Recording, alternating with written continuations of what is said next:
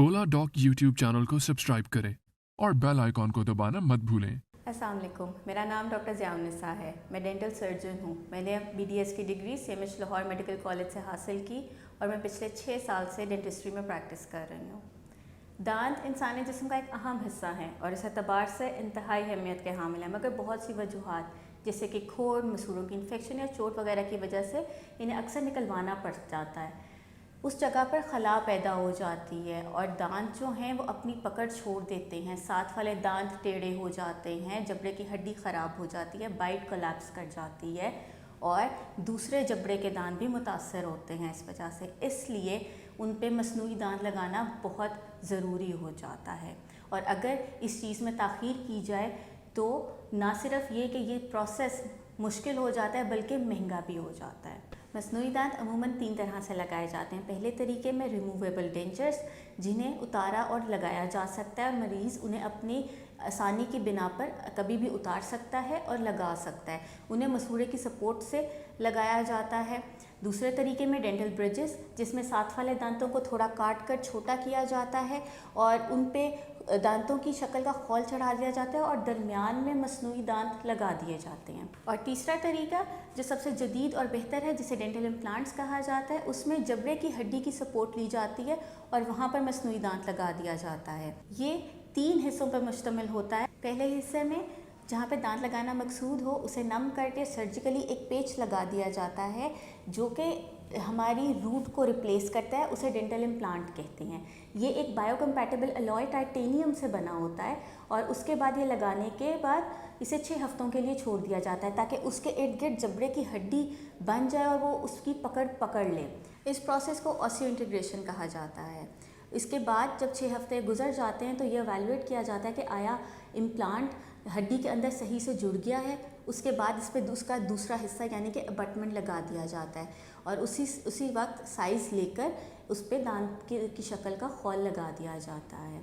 इसे हम 3 हिस्सों में कंप्लीट कर देते हैं और ये सब करने से पहले मरीज़ का कंप्लीट मेडिकल और डेंटल एवेलुएशन किया जाता है ताकि ये देखा जा सके कि आया मरीज़ या वो जगह जहाँ पे नया दांत लगाना मकसूद है वो इस डेंटल इम्प्लांट के लिए मौजू भी हैं या नहीं।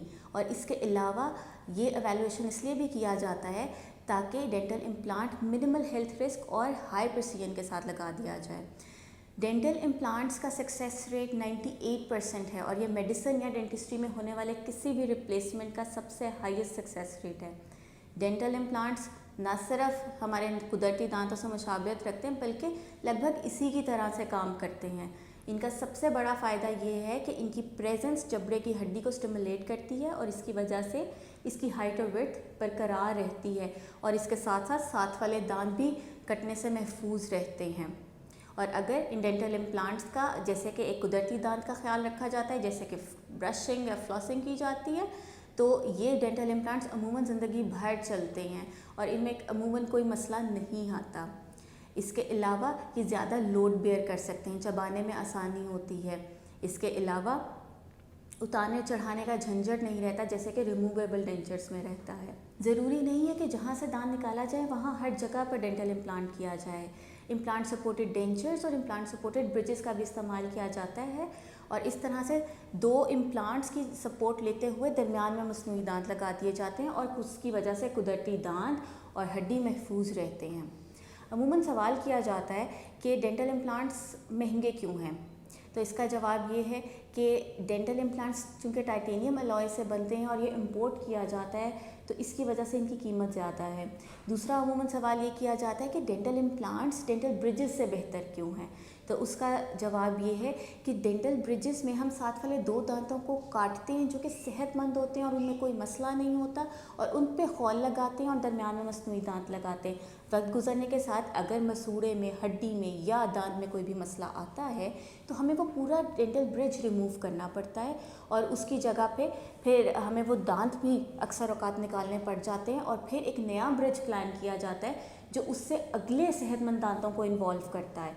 वक्त के साथ उसमें भी यही मसाइल आने लग जाते हैं। तो अगर देखा जाए तो लॉन्ग टर्म में डेंटल ब्रिजेस ना सिर्फ ये कि आपके कुदरती दांत, मसूड़े और हड्डी के लिए नुकसानदेह साबित होते हैं बल्कि उससे ज़्यादा महंगे भी साबित होते हैं। अगर आपने मेरे साथ अपॉइंटमेंट बुक करनी हो तो और नीचे दिए गए नंबर्स पे रब्ता करें या ओला डॉग पे बुकिंग कराएं। Thank you.